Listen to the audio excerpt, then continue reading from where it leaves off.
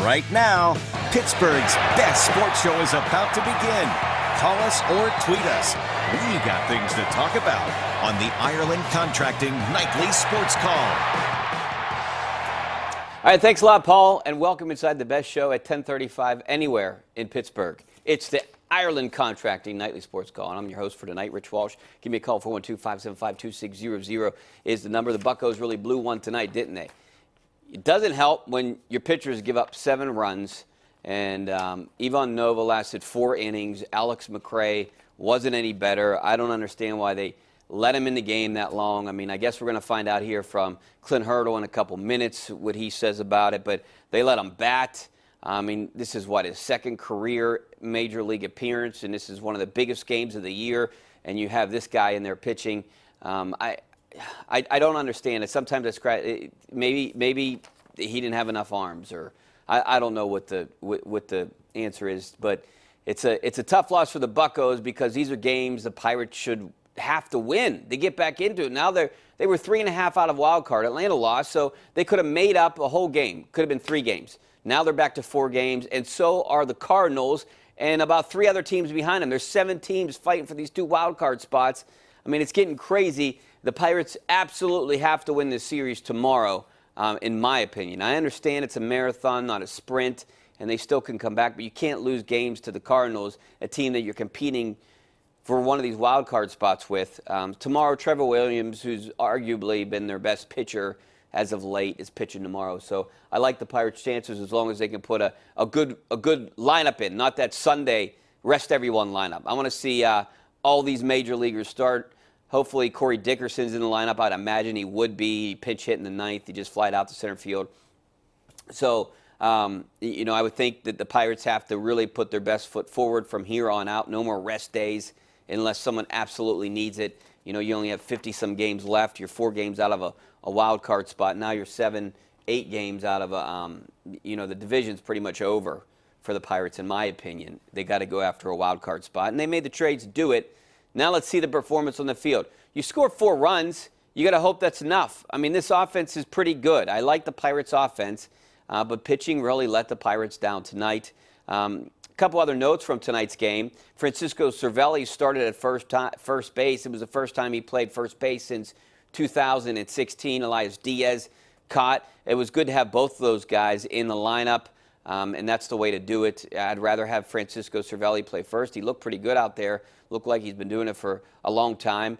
I don't mind having him out there, maybe rotate with David Freese until you get Josh Bell back, because I'd rather have Diaz's bat in the lineup than someone like Jose Osuna, who's batting like 45 right now. So you want to limit his opportunities in a lineup. You want to limit Sean Rodriguez getting into games. Tomorrow would be interesting because Adam Frazier's been hitting the cover off the ball lately. He had a good game last night, had a hit tonight, but where are you going to play him tomorrow? That's I don't know if potentially you could find a spot for him. I don't know what they're going to do at third base. Maybe, who knows? But I think you have to have Corey Dickerson. You have to have Starling Marte. You have to have Gregory Polanco in the lineup tomorrow, the facing righty. You got to have those guys out there. Harrison's got to play. Jordy Mercer's got to play. I think Colin Moran's got to play. I guess we're probably, a few games away from getting Josh Bell back. Put Francisco Cervelli back at first. He is catching. I think that's the lineup you go with tomorrow. If you agree, I'd like to hear from you. If you disagree, I'd also like to hear from you. 412-575-2600 is the number. Switching gears a little bit to training camp. Not much going on up there. A couple injuries, minor injuries. They're all being termed as day-to-day. Antonio Brown missed his 4th straight practice. And I don't know about you, but this is kind of worrisome. I'm starting to wonder what's going on. Mike Tomlin keeps saying it's something minor. It's day-to-day. There are reports out there was a quad. The Pirates have been really tight-lipped about this one. He wasn't in Latrobe again.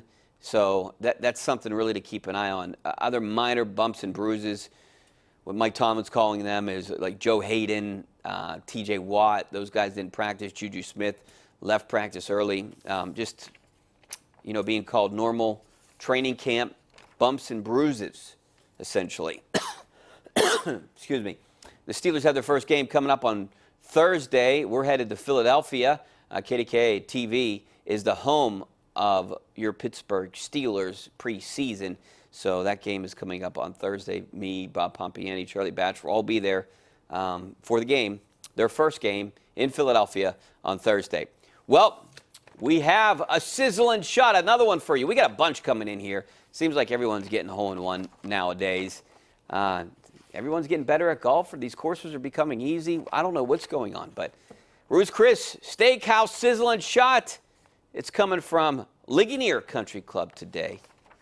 A nice shot by a guy up in Ligonier. Make sure you check out Ruth's Chris, PPG place downtown, home of the sizzling steak. Done right, my favorite steak. That's coming up next. We're going to be talking buckos. Give me a call, 412-575-2600. The Ireland Contracting Nightly Sports Call is brought to you by Ireland Contracting, putting new roofs on Pittsburgh homes for over 25 years. Call Ireland Contracting at 1-800-NEW-ROOF.